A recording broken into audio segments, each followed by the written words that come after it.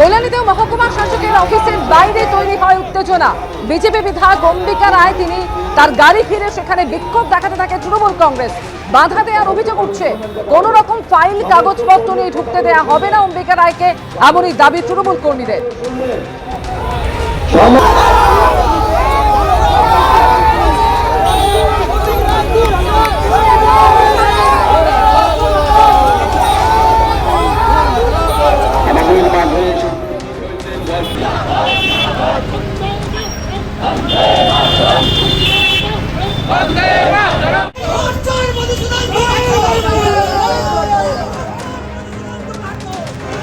আর এবার আরামবাগের ছবি রেখেছি আপনাদের সামনে, যেখানে বিজেপি বিধায়ককে ঘিরে চোট স্লোগান দিল তৃণমূল কর্মীরা। এসআইআর এর নামে হয়রানির অভিযোগে আরামবাগ মহকুমা শাসকের দপ্তরের সামনে ধর্ণা কর্মসূচি চলছিল তৃণমূল কংগ্রেসের। আর সেখানে বিজেপির বিধায়ক পৌঁছতেই তাকে লক্ষ্য করে চোট স্লোগান দিল তৃণমূল কর্মীরা। একদিকে কল্যাণীর ছবি রেখেছে, যেখানে মহকুমা শাসকের অফিসের বাইরে উত্তেজনা তৈরি হয়। বিজেপির বিধায়ক সেখানে পৌঁছতেই তার গাড়ি ঘিরে বিক্ষোভ দেখায় তৃণমূল। আর অন্যদিকে আরামবাগে বিজেপি বিধায়ককে লক্ষ্য করে চোট স্লোগান তৃণমূল কর্মীদের।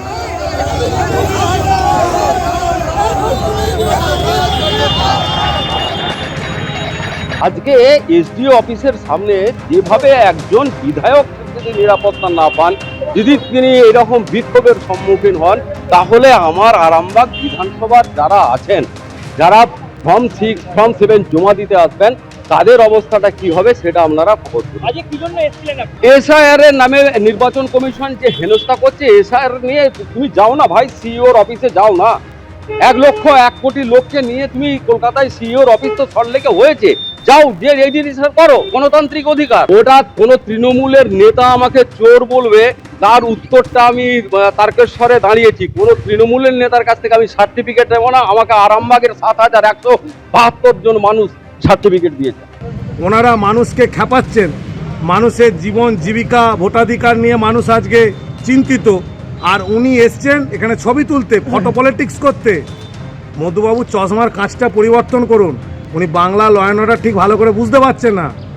উনি বিহারে যান, উত্তরপ্রদেশে যান, গিয়ে ঘুরে দেখে আসুন ল অ্যান্ড অর্ডার কী চলে, শোষণ কাকে বলে।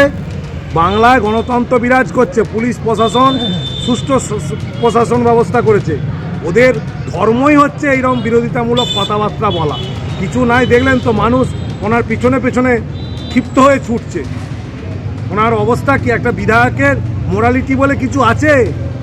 সমস্ত তো জলাঞ্জলি গেছে দ্বারকেশ্বর নদী দিয়ে। আর এবার দেখাবো জেলায় জেলায় এসআইআর এর ফর্ম 7 জমা দেওয়াকে কেন্দ্র করে তুলকালামের ছবি। তৃণমূল এবং বিজেপি কর্মীরা সংঘর্ষে জড়ালো। দেখতে পাচ্ছেন যে ছবি, আসানসোল থেকে শুরু করে হুগলি, লালবাগ, দুর্গাপুর, এমনকি জামুরিয়া, সেখানে সংঘর্ষ বেঁধে যায় তৃণমূল এবং বিজেপির মধ্যে।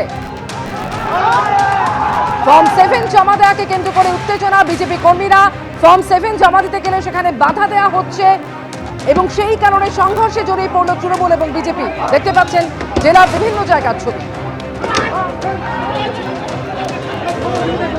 দুর্গাপুর, যেখানে বিজেপি এবং তৃণমূলের মধ্যে সংঘর্ষ বাধে, মহকুমা শাসকের দপ্তরের সামনে ধুন্ধুমার বেঁধে যায়, যেখানে ফর্ম 7 জমা দিতে গিয়েছিল বিজেপি এবং সেখানে তৃণমূলের বিরুদ্ধে বাধা দেওয়ার অভিযোগ।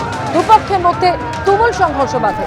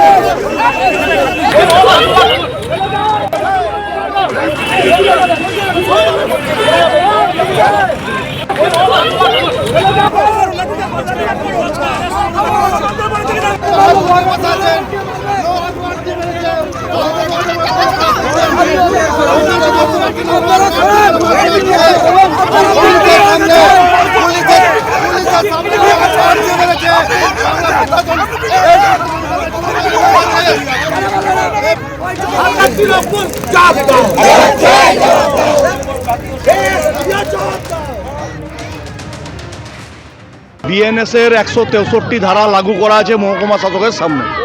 আমার মাননীয় মহকুমা শাসকের কাছে প্রশ্ন, 163 ধারা লাগু করার পরে কি করে সিপিএম আর তৃণমূল গেটে অবৈধ জমায়েত করে। আমরা এই একই কায়দা দেখেছিলাম 2023 সালের পঞ্চায়েত নির্বাচনে, যে পঞ্চায়েত নির্বাচনে মশারি টাঙিয়ে নমিনেশন করতে দেওয়া হয়নি, আর ঠিক একই কায়দায় আজকে ফর্ম 7 জমা করতে দেওয়া হচ্ছে না। এবিপি আনন্দ, এগিয়ে থাকে, এগিয়ে রাখে।